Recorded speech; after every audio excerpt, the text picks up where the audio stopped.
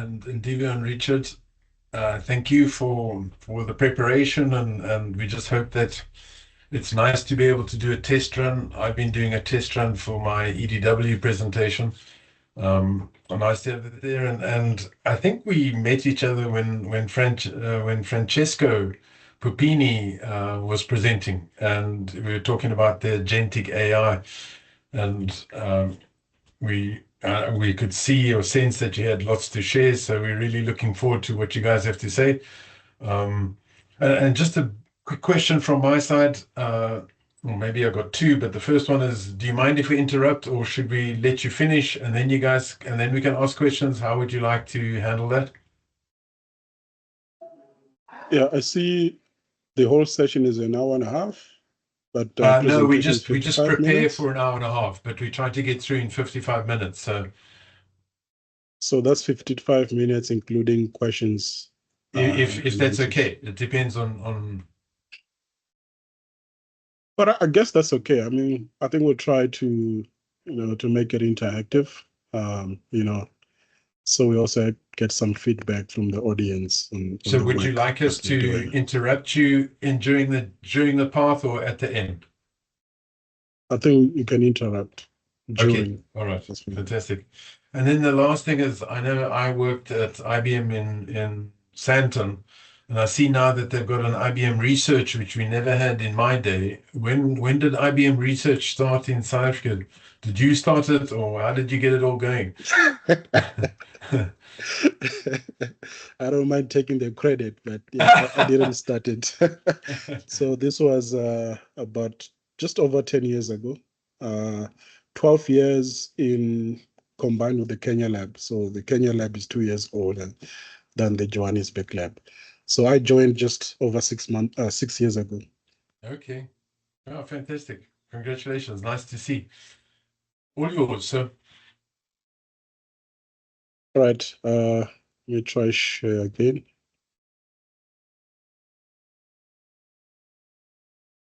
All right. Can you see my screen? Yes, we can. All right. Okay. Yeah, thanks for the invitation. Actually, I think I have given a talk before back in 2020 during COVID. Okay. It's good to be back here. All right, so yeah, I can confirm that did happen. Mashimo introduced that at the time. Right, that's right. Yeah, that's correct. Okay, yeah, so yes, as mentioned, so I'm from IBM Research Africa, based in Johannesburg lab. I'm a research manager, so I lead a team of scientists and engineers conducting AI research to infuse new AI capabilities to IBM platforms and products. I am joined by Richard Young, who is one of our senior research engineers at the lab. So yeah, looking forward to sharing our research work on developing natural language interfaces to enterprise data management tasks. So I'll go first. I'll go through about 15 slides, and then I hand over to Richard. I'll go through some of the software development work that we're doing. So just a quick overview of IBM Research. So we are a global lab of distributed or geographically distributed labs across the globe. We've got over 13 labs in different countries. Probably one of the largest industrial research labs in the world, and also probably one of the oldest. So we work with some of the established researchers that have received several academic awards, including the Turing Awards, which you can think of as the Nobel Prize of computing. So I am based in Johannesburg here in Braamfontein, which is part of IBM Research Africa. So IBM Research Africa has 2 labs, the other one being in Nairobi, Kenya. So as IBM Research Africa, we share IBM research mission of being the organic growth engine of the IBM business, and also advancing computing, for the world. But also we're looking to translate these advances in computing to have impact in Africa, through local partnerships. All right. So I thought I should start by giving a very broad overview of some history of AI, so that we sort of aligned. And here I'm looking at AI being the science of designing intelligent machines, and its resulting technologies and applications. And if we look at the history, there's probably about 4 major advances. The first advance was looking to design intelligent machines by encoding knowledge about domains and more general about the world based on human expert knowledge, and making inferences and predictions based on handcrafted symbolic rules governing that domain or the world more generally. However, the reliance on manually provided rules, created a bottleneck that before AI can be used in any application, a human expert needs to encode, the knowledge about the domain and the rules into the system.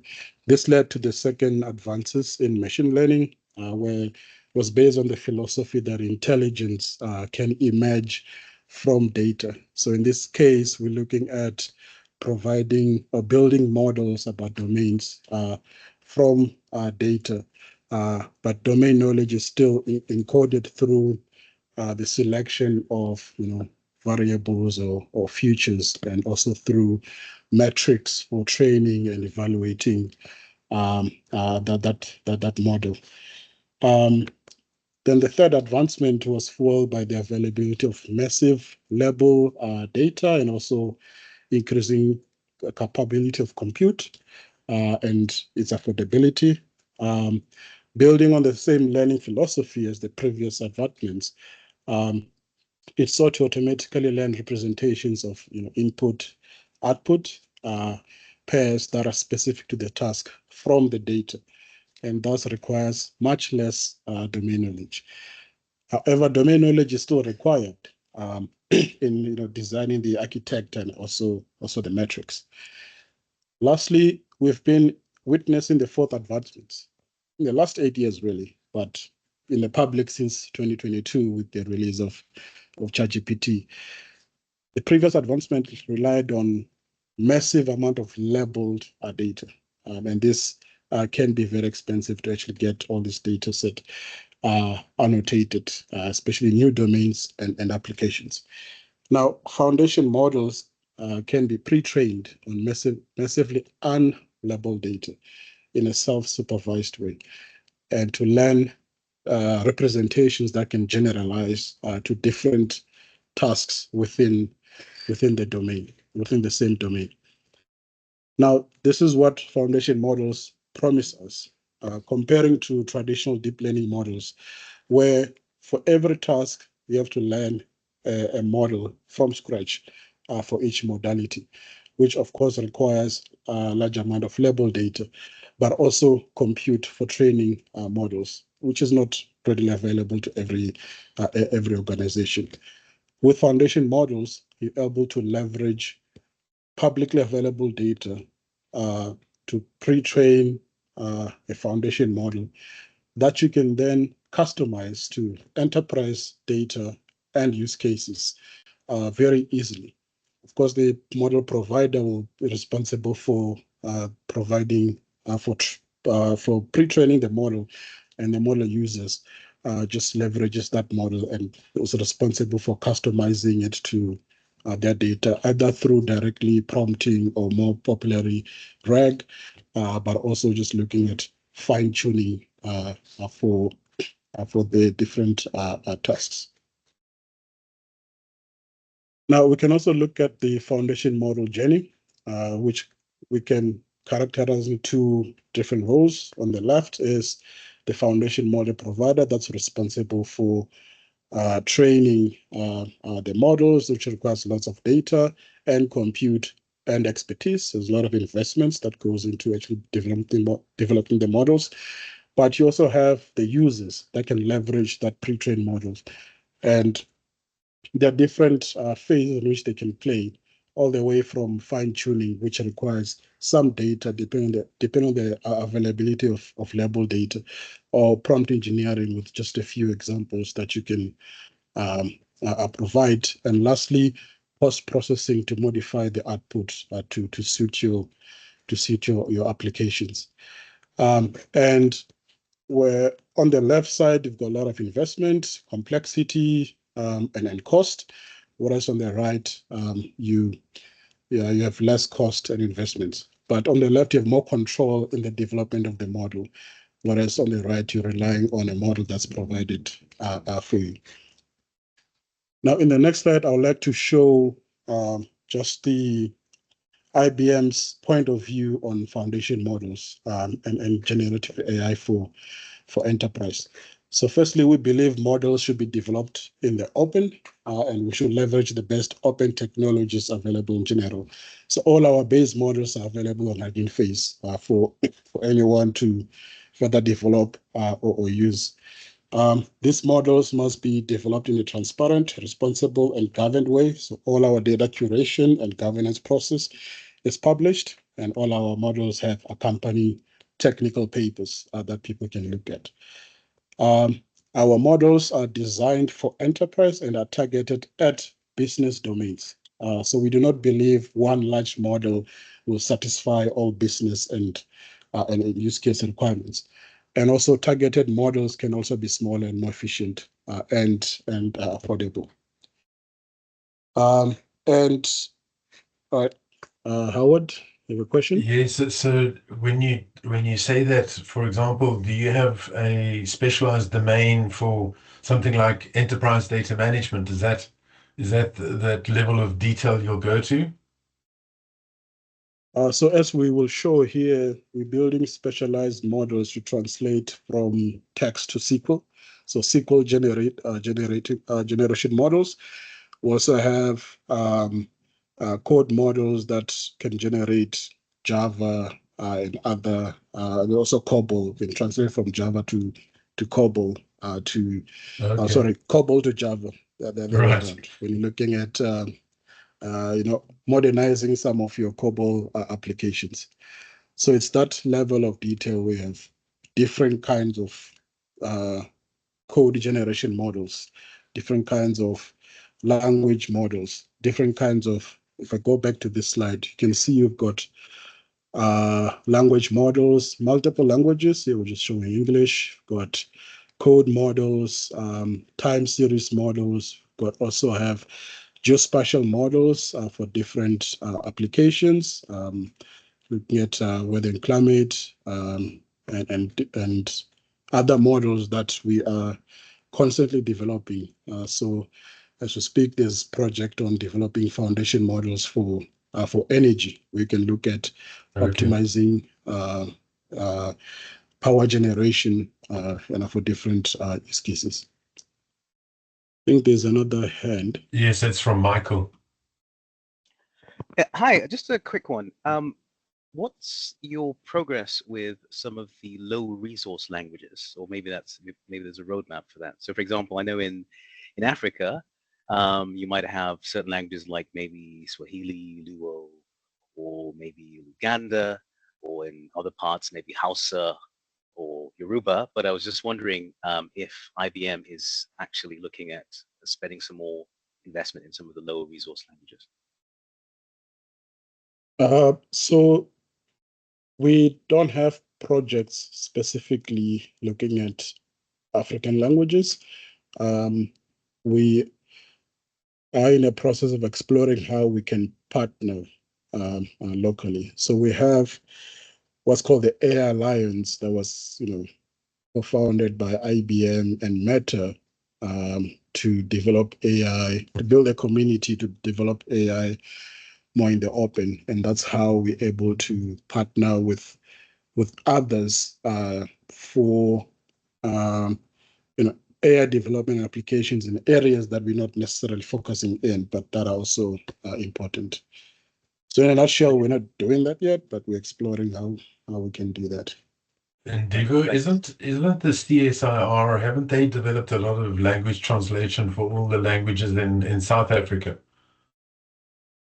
The CSR has, I was just speaking specifically from an IBM perspective. Understand. Yeah. There are organizations that are looking at that. So there's the CSR working with Sadila, which provides data sets.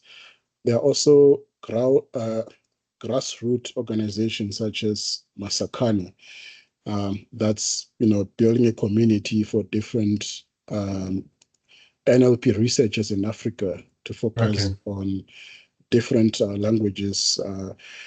So in a nutshell, there's a lot of work that still needs to be done in data collection.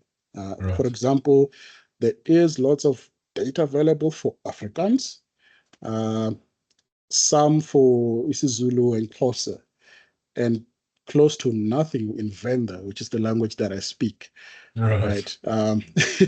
So there's, before we even start talking about developing models, there's still an issue of collecting the data in the right formats and making it openly available for others to use. Okay, thank you. All right. All our research that we do at IBM Research in the AI space contributes to IBM's data and AI platform, watsonx, and are consumed from there by products and applications. So this allows us to accelerate and scale our R&D work. All right, so now I'll shift some gears and start talking about some research that we are conducting to realize with the avail of LLMs for enterprise use cases. So my team is part of a larger research group globally, making advances in LLMs for enterprise data management tasks. My team is specifically looking into developing natural language interface to SQL databases. So our goal is to build a technology that will enable clients to accelerate time to insights from their structured data, more specifically, by providing easier access to their data and improve productivity. And for example, on the right, we're targeting data consumers that don't have SQL knowledge to query their databases. So if they have this low code, no code interface through natural language, they'll be able to ask specific questions about their data without having to rely on the IT department to provide them with that data. Then the other person is a data engineer who's responsible for building data pipelines. So they can use this as a code assistant to quickly develop or prototype, data pipelines using SQL that they can refine and develop further. You also have a challenge of having multiple dialects. Maybe one engineer is familiar with one dialect and not so proficient in another. So you can have a coding assistant that can help accelerate that process. I don't know if there's a question. I think someone's mic went on. I'm just checking for you, Ndivhuwo. I don't see a question. Okay. All right. So the underlying scientific problem is how to translate from natural language text, say in English, to SQL query to query a database. I think there's a question. There's a hand up. Yes, Michael. Yeah, sorry, just a really quick one. So when you're talking about the enterprise data management, and we know that you said that there's probably more efficiency gains and benefits of having, say, smaller language or domain-focused models. These, of course, would require their own management and governance, right? So I was wondering if maybe towards the end you could talk a little bit about that, because I know that you've got like some pre-canned content. So you mean management and governance of the models themselves? Exactly, of the models and the data that are used in the training of the model. And obviously when there is, what's that thing called? The covariate, I forget what it's called. The when there's drift, the different types of drift and different types of slangs and usage. And so therefore, obviously, these models, the data curation needs to also evolve with them as well. Okay. Yeah, we can talk about that at the end if there's time. Okay. Thanks. But yeah, I mean, so all our models, for clients are available through the Watson X platform. That contains all the data management and AI governance processes to ensure that they are enterprise ready and comply with various data governance, policies and so on and so forth. But yeah, we can see if there's time to dive deeper into that. All right. So the text-to-SQL problem essentially requires language models that can extract the intent of the user, such as SQL keywords and functions, and other elements that are linked to the database, such as the schema, tables, columns, and database values, and use this to formulate a SQL query that is equivalent to the natural language query. That is, it returns the result set that the user expects. So the input is a database schema specific to the use case, and the natural language query. And we're looking at leveraging LLMs that can then formulate a SQL query that can be executed on the database. This task has many challenges, both on the natural language side and also on the SQL side. Looking at the natural language side, there's variations in language, whether it's formal, informal, there's jargon, and also business context that needs to be taken into consideration. And also ambiguity. Natural language is very ambiguous in nature. Then on the SQL side, you have challenges such as having different database dialects, using IBM DB2 or Postgres, or MySQL. There's also the challenge of complexity on the SQL. This is a very simple SQL, but some of the SQL codes that you see out there are actually very large and contains many joins and where clauses. So there's a challenge at how the LLM can actually generate such complex queries. There's also challenges around the size of the database. You have many rows and many columns. There's an issue of, can you fit all the schema into an LLM prompt? Also, can you extract the relevant tables and columns for the utterance? There's also the issue of having domain-specific cryptic schema names. For example, here you have STK underscore code. What does that mean? Can the LLM understand that? Pre-trained LLM understand such domain-specific jargon that is specific to that to the use case.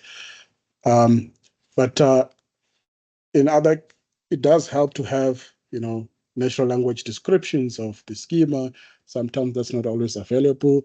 There's other work that looks at using LLMs to enrich that schema so that you have natural language descriptions that can then aid with the LLM.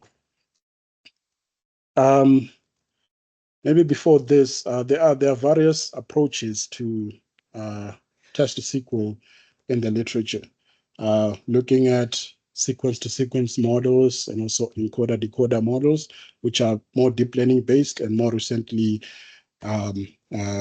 based on transformer models. Previously, with deep learning models, you typically require to have annotated data, as I mentioned before, for every database. And you have to train a model that's specific to that database. And also, since they are small models, typically they don't deal with language variation that well.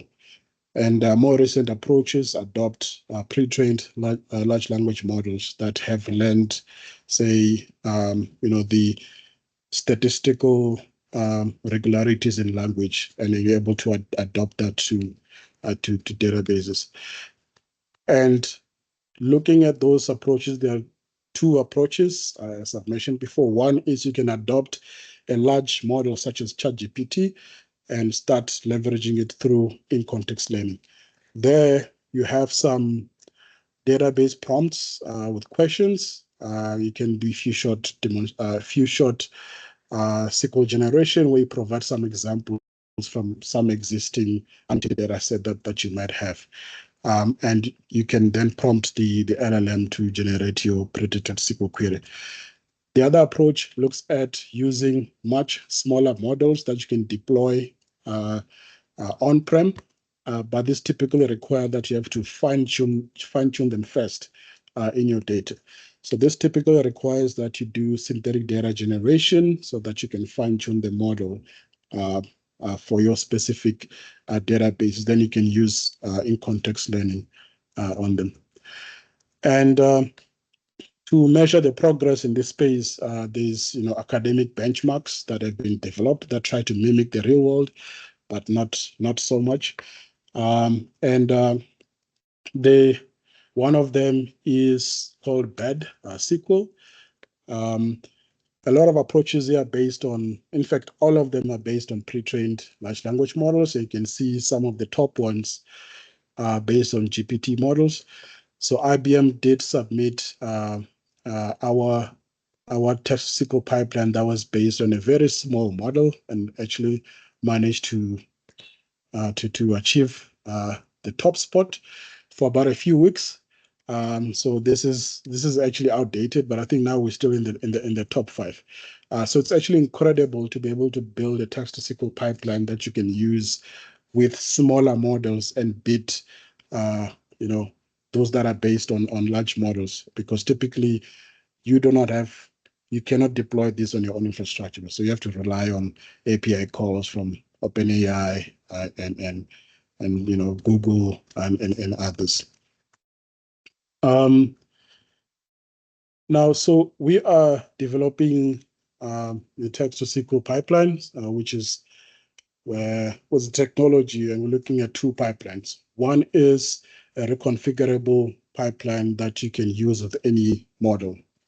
And this goes for different features. You can ingest your database with catalogs, and you can start chatting or interacting with that data. It's got different components going from feature generation, code generation, and validating the output until you execute and you get the feedback. And Richard will talk more about this shortly. We're also looking at developing data generation tools for different use cases. It might be the case that all the user can provide you with is a database schema without any examples. And if you want to fine-tune for that use case, we need to be able to generate synthetic data. So from a database schema, can we generate synthetic SQL queries that could be executed against that schema? And therefore, can we also generate synthetic natural language queries that correspond to the SQL, generated SQL. Then also, if you're lucky, the user might have some query logs. So there's some SQL queries that have been executed against the database. So can we generate synthetic utterances that we can use to fine-tune a model? In some cases, the client might be willing to annotate a few samples, give you natural language queries or corresponding SQL for the database. You also want to be able to fine-tune in that. The key thing is how to actually validate that the synthetic data that's generated is actually of high quality and diverse for your use case. So I've got the different tools that we're developing that allow us to fine-tune some SQL generation model that is more generic and adapted to a client-specific use case. And yeah, we are working on integrating this text-to-SQL capabilities for various IBM platforms, looking at IBM's data management platform, Cloud Pack for Data, to be able to have that self-service conversational visual access to data, and empower non-technical data consumers to be able to interact with their structured data. But this is a general technology that will also, there's work that's looking at integrating into IBM's asset management platforms. So here you have data about physical assets that is collected through IoT sensors, and you can do tasks such as alarm interpretation, for example, and you can have that chat interface that assists you in analyzing different faults in different equipments when the data is available in your relational database. I will stop here and hand over to Richard, who has 20 minutes if there are no questions, but let's keep the questions coming. All right, thanks. Thank you. I'll try to keep it quick. But yeah, if you have any questions, do feel free to stop me.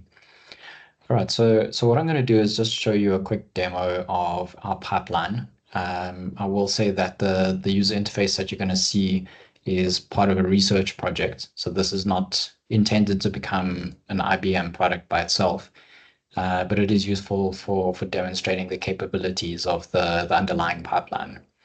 And these capabilities are being embedded into various other IBM products. So that's where it'll manifest itself. So users can interact with the pipeline either through this user interface or an API, or they could also use it as a Python library, depending on what the user's requirements are. And we're also increasingly seeing it being used as a tool for other AI chat systems. So for example, if you have an HR chatbot that needs to look up information about remaining leave days, it obviously needs to look that information up in a database. So that system will then make a call to our pipeline. It'll generate SQL, get the data that it needs, and then use that data to give a response to the user. Okay, so I'm just going to show you a little bit of what the user interface looks like. So a user will be able to connect their database to it. We support a number of different data sources at the moment, database types. This list is a little bit outdated. We've got a few more, but generally what we do is we add support for a new database when we have a client that needs it. So the user will enter in whatever information they need to connect to the database. We obviously encourage a read-only connection to the database, because in this case, we just want to be able to read data from the database or query data.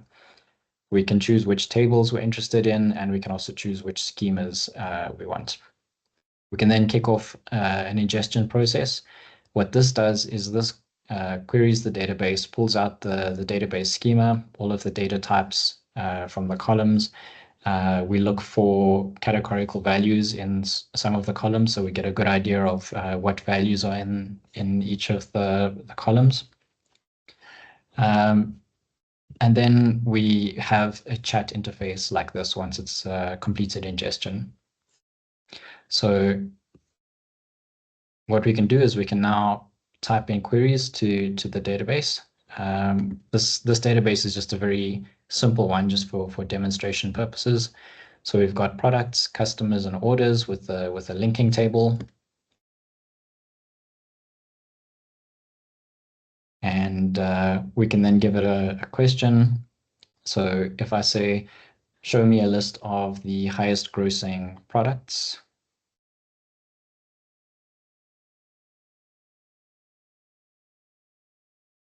this now kicks off the pipeline. And what we can see is we start getting some feedback from the pipeline while it's running. So for example, we've got the tables that are relevant to this query.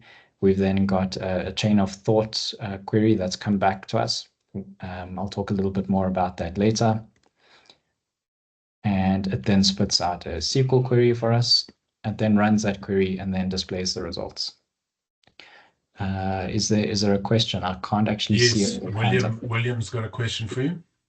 Go ahead. So, thanks. Where do companies actually store their data? Do they store it online with you guys to use your models, or does this reside in their own space behind their own firewalls using your tools, and how does that compute work?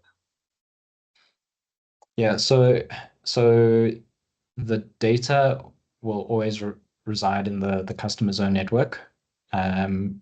We interface with the data, so usually we will connect to, you know, when we're testing out a lot of things, the customers aren't so keen to give us their production database, but they'll give us a subset of their data, either by giving us a demo database or spinning up another one. So the data always remains inside their own database. Certain metadata we do extract out from their database, but we do obviously have some clients that don't even want that outside of their network. But there's various IBM products that take care of that, which means that all of this would run inside their own hardware. And when you say run inside their own hardware, that includes the entire LLM, all the code, all the power that's required to drive this. Yeah. So that's the idea. Like I said, this is still being integrated into various products within IBM, and they've got their own ways of managing that. But the sort of hybrid cloud approach is something that's required by many of our customers. So it's definitely something that they take care of from the product side to make sure that these kinds of things can execute. And I suppose when you get your product lines out there, you'll also then identify what hardware, etc., would be required to run. Yeah. Okay. Yeah. Thanks. Michael? I think just to add to that, I mean, one of the requirements from the product is that we should only require one GPU. And we're also exploring, to be able to run on CPUs, because some clients won't have won't have GPUs. We're not there yet, but that's what we're exploring. And also some of the new IBM mainframes actually have specialized AI chips that can run inference on small LLMs, like looking at 8 billion parameters. So there, if you have that hardware, you're able to do inference. So that's also a target for us. Michael? Yes. So my question was related. I wanted to ask about the reinforcement learning, what sort of reinforcement learning you do, sort of based on the prompts, and whether or not you combine that with pre-computation. Of course, this pre-computation simply means that you can always leverage that for lower latency results. So fast inference, maybe in some cases you can pre-compute certain things into the CPU. But I would imagine that based on the types of prompts that you get, you could do some analysis on what kind of data to pre-compute. And then you could always use, I don't know whether you want to use it with human feedback or self-supervised, but some reinforcement learning techniques there that could really help you improve relevance, latency, and semantic relevance as well.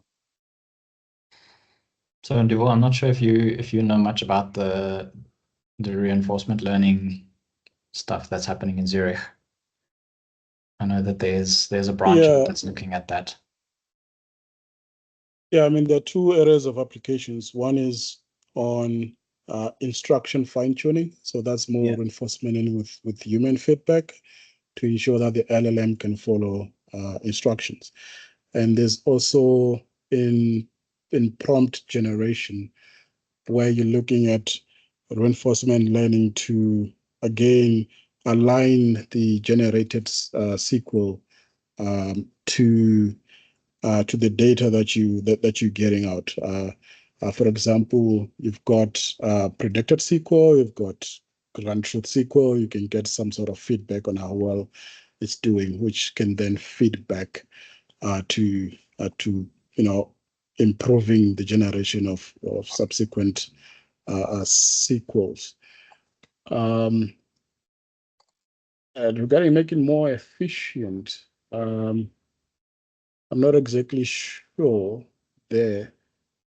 I think right now, we have to try and get the best configuration given the hardware that we have. Text-to-SQL on its own is not solved, right? So you want to actually ensure that you can adapt it to enterprise use cases. Then you start looking at optimizing the inference process so you can fit it in smaller infrastructure. Okay, yeah. There's Thanks. another question. Yeah, I know that's me. I'll sorry. put my hand down. I'll put my hand down because yeah, I was going to ask about optimization, but I guess that's probably a second topic, because if you generate SQL, it doesn't necessarily mean that SQL will be optimized, and in some cases you might need to improve the optimization in the background as well using statistics and things like that. Right. Yeah. In fact, the Academy benchmark that I showed has two metrics. One is the accuracy of the SQL. The other one is on the optimization of the SQL. There are various approaches. One could be, you've got a SQL generation LLM. You can also have a SQL optimization LLM, where you have prompts around, given the SQL generated that is correct, optimize it. But there are other non-LLM techniques for optimizing the SQL once you have, one that works but is unoptimized. So you don't have to use learning techniques there. Thanks. Sorry, could I just ask if we delay some of the questions? Let's try to get as far as possible up to 5 o'clock, and then let's see. William will come back to you. Is that okay? Yeah, that's cool. Not a problem. Thanks. All right. So what we did is we asked it to give us a list of the highest grossing products. It gave us a set of results. Then what we can do is we can say, give it something a little bit more complex. We can say exclude sales that happened on Mondays. So now this adds a lot of ambiguity and confusion to the LLM, because what it now needs to do is it first needs to have the context of the previous query, because it needs to know that we were modifying the previous query. And then it also needs to make an interpretation of what we mean by Mondays. So obviously that's going to be different, depending on what your data structure is. It's going to be different depending on what dialect of SQL you're using. So if we take a look at the SQL that it's generated for us, we can see about halfway down there's a where clause where it's extracting the day of the week from the order date. So it's decided that the order date is the correct date to extract the day of the week from, and it's looking where it's not equal to 1. So that looks like it's a fairly logical thing for it to do. So what we can see is that, for fairly simple use cases, it's capable of generating the SQL. And what we find the main problem is not the SQL generation, but rather understanding firstly what the user wants, and secondly what the data looks like. So I'm just going to skip over some of the demos just in the interest of time. But one thing that's quite important is being able to configure the data source. So what we also have is the ability to view the schema. And what's very important here is setting descriptions for the tables and columns.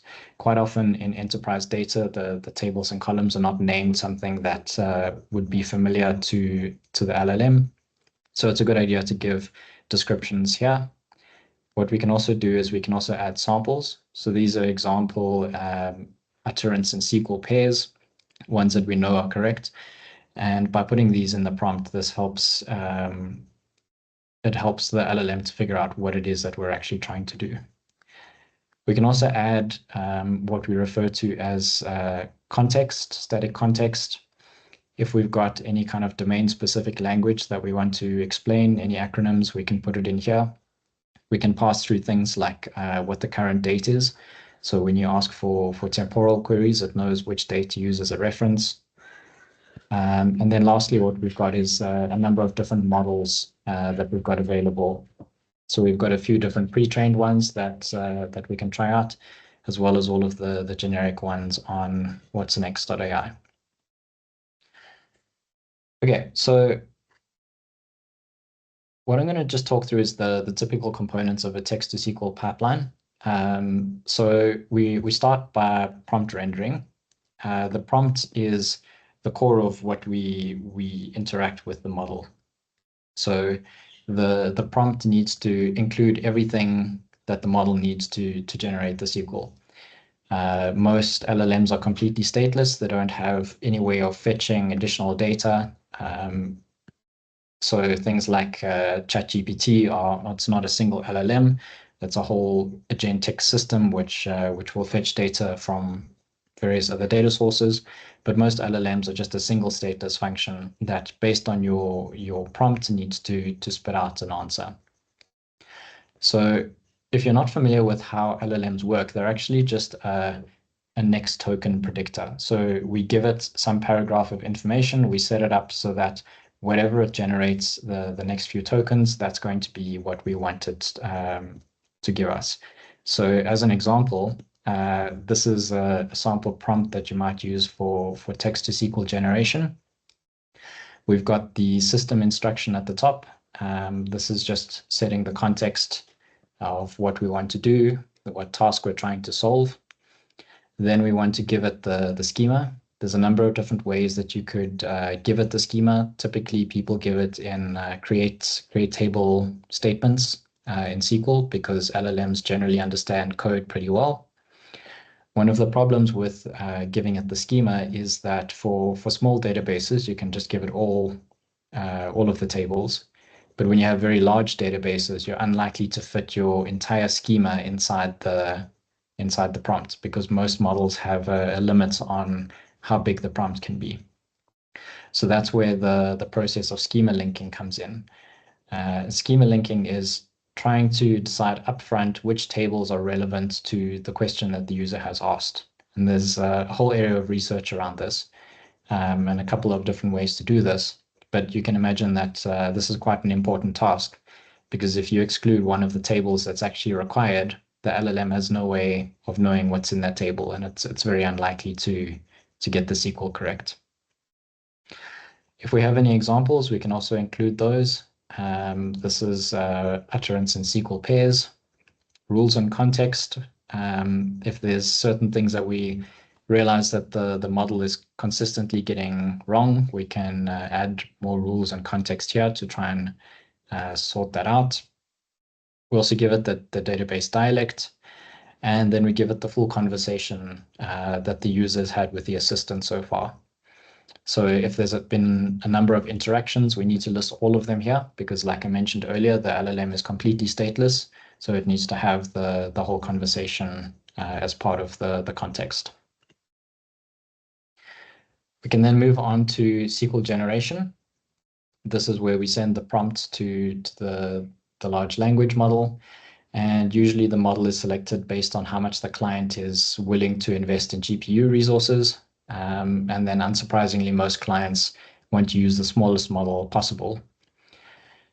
So we support various generation platforms like watsonx, OpenAI, Hugging Face, and in some cases we also fine-tune models specifically for a client, especially if they have enough data and it's quite a large database. And this generally gives us the best performance on smaller models. The model will then give us a SQL response, which we then send to a validation and correction component. This checks, firstly, is it actually valid SQL that's been given back to us? Is the query safe to execute on a database? Ideally, we don't want to be modifying the database state in any way. And then we also have certain methods where we can try to check, does this actually answer the question that the user was trying to ask? We can then execute the SQL on the database. This is optional. Quite a few clients don't like the idea of the SQL being executed without some sort of human intervention. When we do execute it, we do try to limit the result set, because even a select statement that's selecting too much data can cause problems with the database.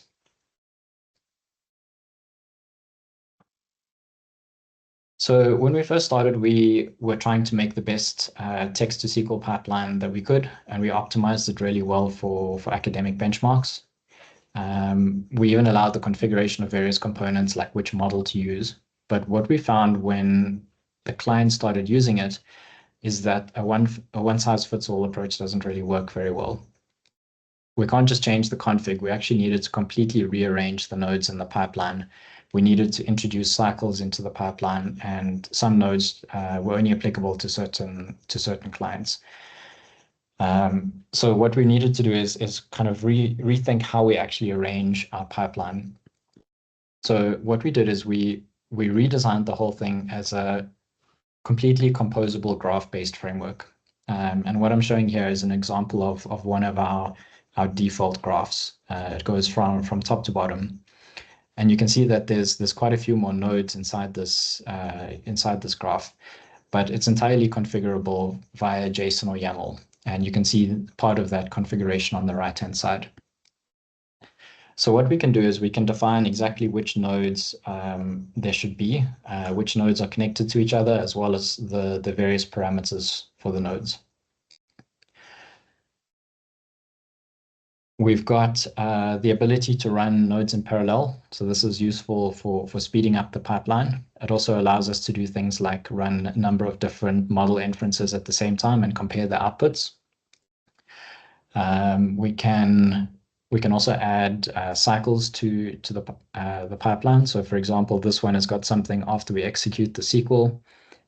If there was an error returned from the database, we take that error and we put it back into the prompt, and we try to see if the LLM can correct the SQL based on the error that came back from the database.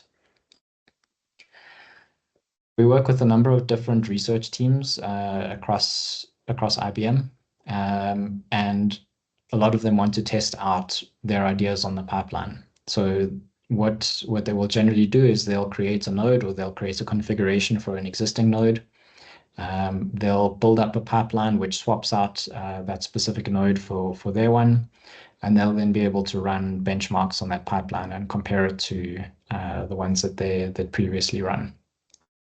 Generally, what we've seen is each node in the pipeline tends to be a full area of research, and you'll usually have a full team of researchers busy looking at ways to improve that or new ways to achieve that task.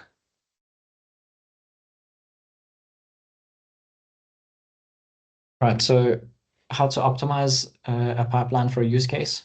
So we've implemented quite a comprehensive evaluation component. Otherwise, trying to find the optimal config will just be, shooting in the dark, trying to figure out what's going to get you the best results. So users will add a test set of utterance and SQL queries that they would expect the LLM to be able to get right. We can then test it against those and see which ones pass and which ones fail. And we use that as our benchmark to be able to see how changing the configuration changes the performance of that benchmark. The way that we test those is that we execute both the expected SQL and the generated SQL against the database, and then we compare the results, because we know that there's a number of different SQL queries that will achieve the same thing. We've also started looking at ways to optimize the pipeline automatically. So this is introducing changes into the configuration, evaluating it and seeing which changes improve performance and which ones deteriorate performance. Another core component has been error analysis. And this is where we look at the SQL queries that we get wrong. And often by looking at the interim results of the pipeline, we can see why it's getting it wrong. So for example, in the schema linking, if we can see that we're missing one of the tables that's required to generate the SQL query, then we know that the issue is with schema linking, and that the LLM is not likely to get it correct unless schema linking is correct.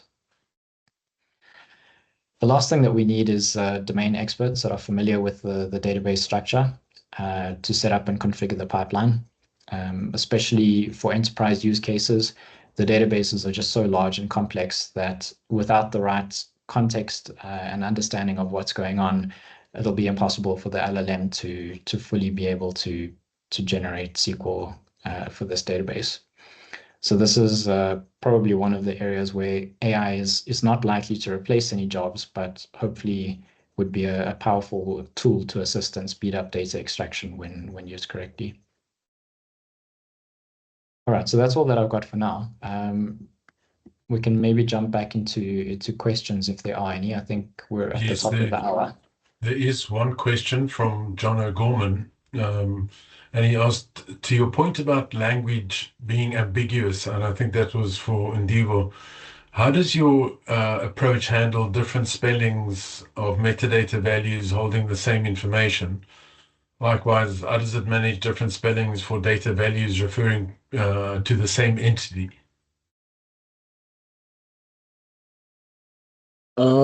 Different data values referring to the same entity. Yeah. Uh, So that I may don't be think it may be a quality issue. For example, Howard Diesel or HJ Diesel. John, is that correct? Is that my interpretation correct? Yeah, so there's two-part question, obviously, but yeah, different data tables from different applications will use slightly different metadata labels, right? So in your example, it was the stock name and the stock symbol or whatever it was on the front for the banking thing. Stock You code. don't always get the opportunity to directly join tables because the metadata values may be different, but referring to the same thing.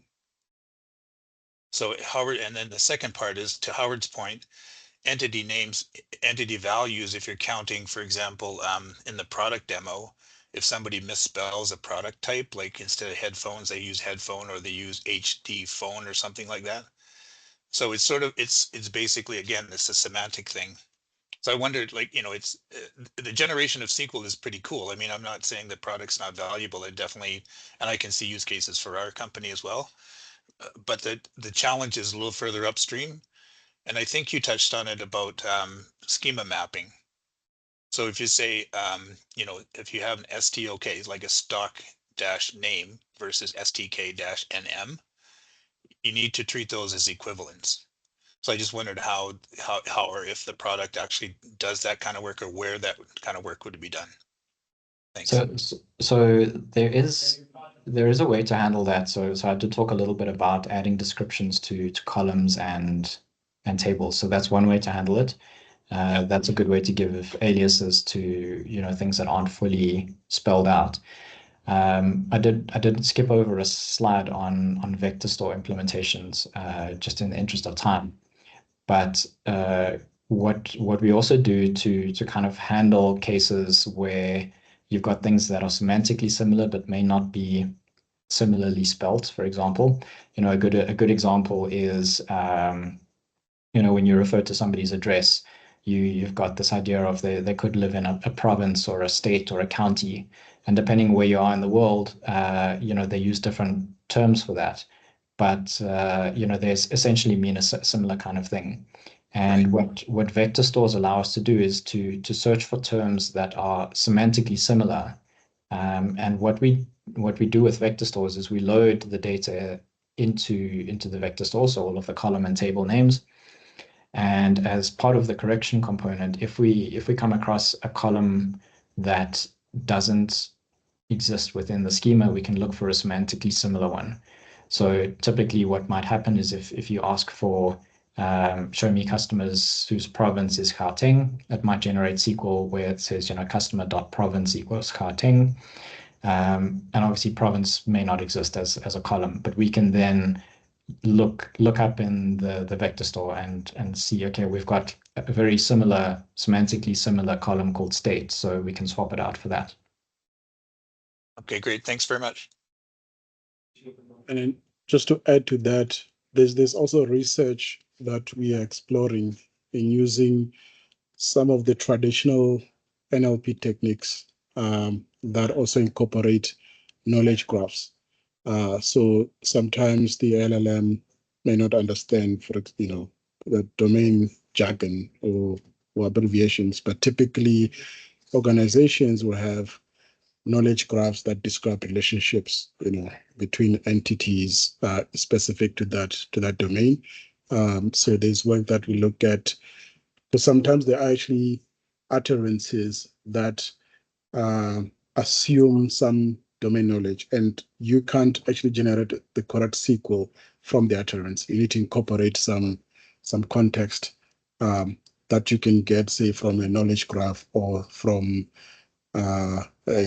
business documents that are available. So that's work that we're exploring. It's not yet integrated. It's still fresh research work. All right, thank you. And I suppose, John, that would help you from the understanding of a lot of times you have that knowledge graph available, right? Yes. Great. William, yes, sir. Thanks. This is very insightful, so thank you, guys. The question is on your last slide there, Richard. You mentioned domain experts. Can you define what a domain expert is from your perspective? So I'll describe it from the perspective of the sort of clients that we worked with so far, and these have been internal clients within IBM. So usually it will be, you know, one particular part or product within IBM that's interested in it, and we work together with them to develop this capability. So in most cases, it's not SQL experts, it's domain experts. Is that data value domain or data entity domain? So in other words, if your domain expert is somebody who's working on a data warehouse, he understands all the schema, he understands how those data fields are used, he understands all of that. What he doesn't know is the actual values that live in there and which business process they came from. So the question for me is there any way that this addresses, and I'm suspecting not, by the way, because I think we're just not there yet, but is there any way that you guys use the LLMs to be able to go back to the definitions in the business process? Is that what the data domain expert or the domain expert is? If not, I see this as a great data quality tool. But if it is, well, gee, that's even better. Yeah, so I think we actually just haven't gotten to a project of that size yet. I think that's maybe, you know, it's still in the research phase. It's still a little bit untested. I don't think it's yet got to that point. So yeah, I think it'll be interesting to see what kind of feedback we get when we start moving to larger usage of the tool. So let me tell you why I say data quality tool, right? One of the biggest problems we have with data management is to get management and the executives to actually buy into the fact that they've got to clean their data, right? Normally, when you put in a migration, we're going to migrate from this tool to that tool. You know what? As much as you fight the battle, they eventually just move the data as is across from one tool to the other. But if this is going to go through this process, the quality of the data becomes absolutely critical to the outcome.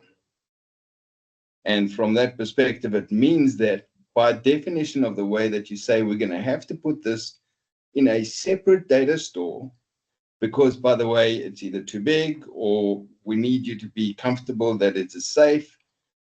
By the value of that, you've got the opportunity to turn around and say, guys, we're only going to put good quality data in there. And that means you're going to move, to your point, Howard, and to John's point, you're going to move upstream to the data quality guys and say, by the way, you can only put quality data in there. Because otherwise what's going to happen is people are going to turn around to IBM and say, your tool sucks, right? And you know what it is like. It's garbage in, garbage out. I'm giving you the tool. Don't blame us, right? But everybody blames the tool. So I'm hoping you guys are going to help us to have some kind of a lever and put it in your writings or whatever the case is, that the data quality is absolutely not your problem. And something to that effect to help us to drive business and that executive message. Yeah, I think just to add to that, I think the way, like the use cases that we're targeting currently assumes that you have your quality data and you want easy access to that data. Yeah, please don't do that. Please make it explicit. Please make it explicit. I remember I think William, they're still in that research area. So yeah, absolutely. That will now, come. Right? I mean, but I think they've got to solve the SQL issue. Yeah. Yeah, No, I get what you're saying, Howard. But if these two can run parallel, I believe that in your running parallel, you're going to run into semantic challenges and things like that that you can then say, oh, by the way, here's a good idea. If we include this in that, we're going to overcome a hurdle later on. If you just focus on the technology and not on the data and the valuation and the things like that, you're going to deliver us a nice tool which we can't use. Yeah, I think let me see if this context helps. IBM does have data management and data governance platforms. For example, IBM Knowledge Catalog is a data governance platform. And we are working with that product team to infuse text-to-SQL on that data governance platform. So this assumes that you've used the data governance platform to manage your data and govern it, and it's ready for use. So we're integrating it there. There's also new research. Or research thing. Sorry? Are they part of the research that you're doing? I mean, are they also developing research? Okay. Well, we're developing the research. They are developing the product, and we inform on best practices based on our research. So why don't you get one of their special guys in on your team to actually give you insights into their world that's going to help you build things in that you wouldn't have thought of. Right, yeah. That's a good point. Okay, there's another question from Keith, and he's asking, do you find that clients are applying text-to-SQL pipelines in mission-critical quantitative applications, e.g. petrochemical refinery set point recommendations? Not yet. Yeah, I suppose, as you said, you in-house at the moment, and you're talking to in-house IBM teams. Yeah, so I mean, like I mentioned, the major usage that we're seeing is connected to other AI systems, other more broad question answering systems and chatbots. And they need to be able to extract data from various sources. Right. And when they need to be able to answer questions and that data lies within a database, then they use our pipeline for text-to-SQL. Okay. So that's primarily what we're seeing it. So most of it is, there's a person on the end. It's not a system. It's not a mission critical process. Okay. Keith, does that answer your question? Scares me a bit. Yeah. Keith, is that you comfortable? Yeah, that does answer my question. Thank you. Okay, great. Any other question? Anything else?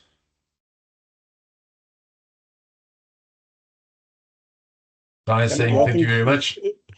William, there are yes. more questions. Your biggest challenges with your research? Biggest challenge in research. So we didn't really hear you, William. So my question is, what is the biggest challenge that the research team faces doing research? It's just an interest.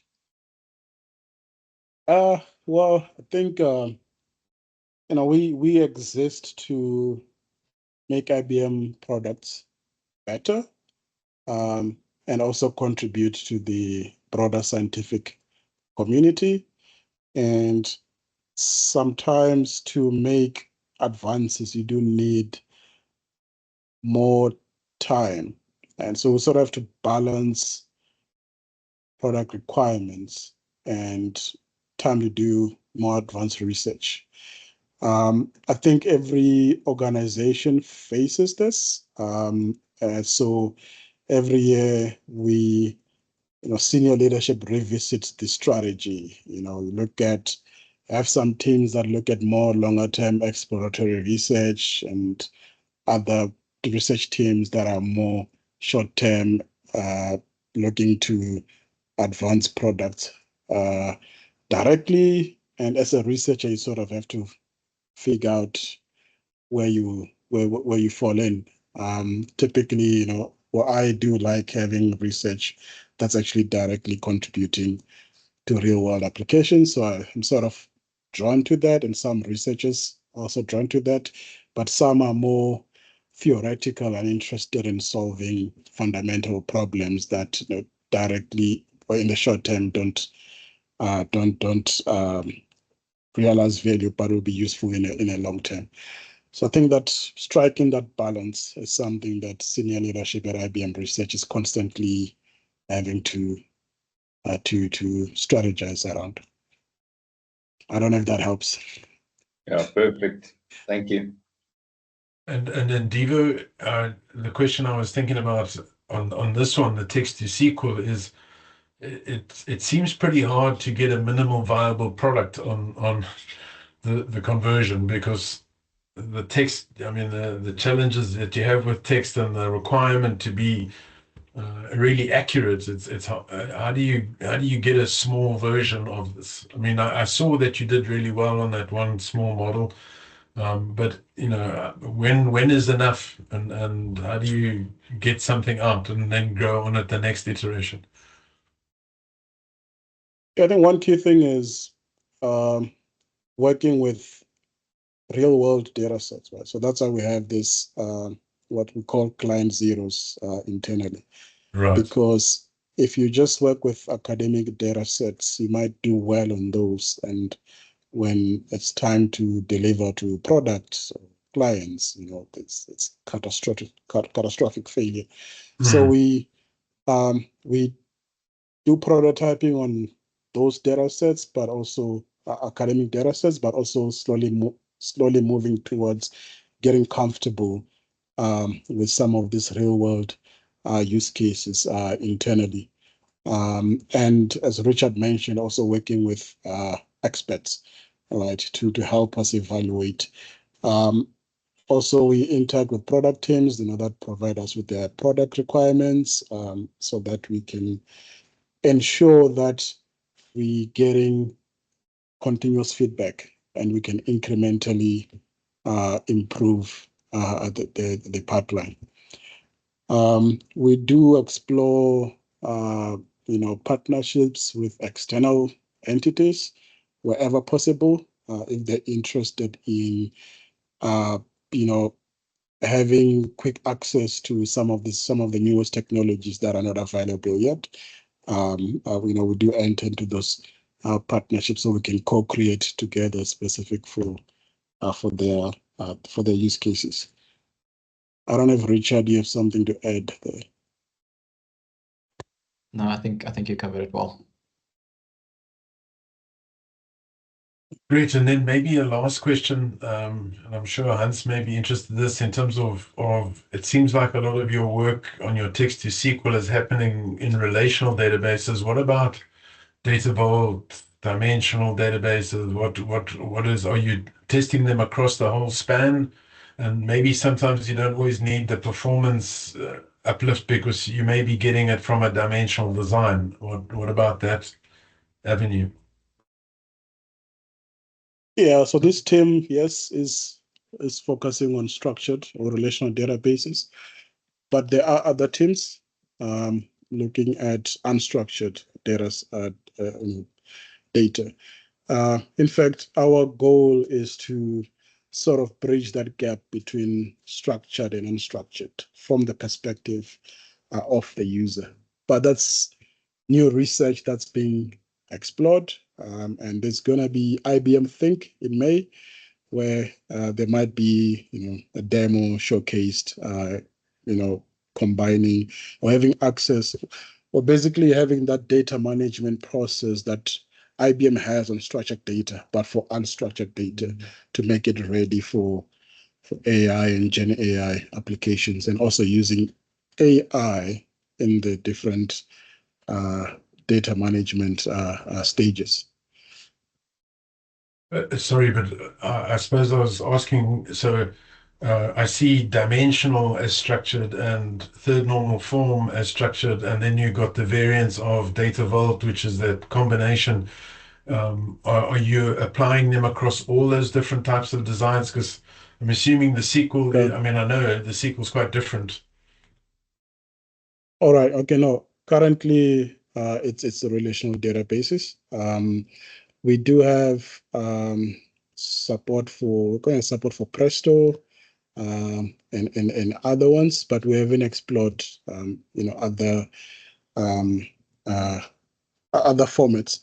But from a research perspective, there's this idea of having to translate to a more common representation or more abstract representation, for example, with lambda calculus, that has a direct translation to different dialects. We're not doing that work yet, and I don't know if lambda calculus actually captures some of the formats that you're referring to.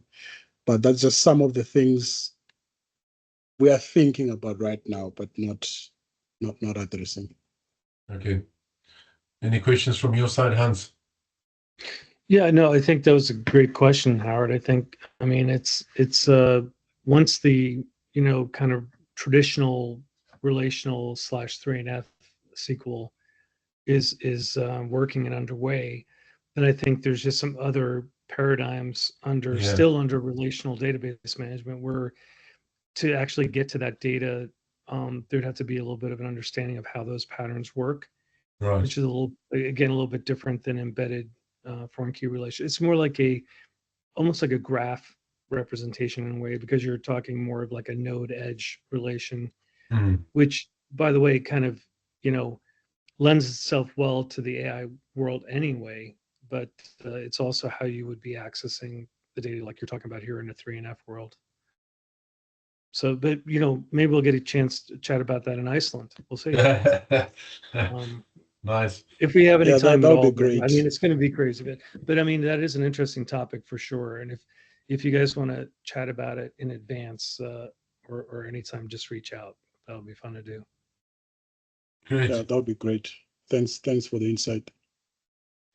Fantastic. Thanks, everybody. I think people really enjoyed it. I really appreciate the feedback. And it's amazing to see how far we're coming with all of this development. But thank you, guys. Thank you so much for your time. And good luck in Iceland. Thank you for the invitation. Thank you. Bye, guys. Thanks. Very, very educated.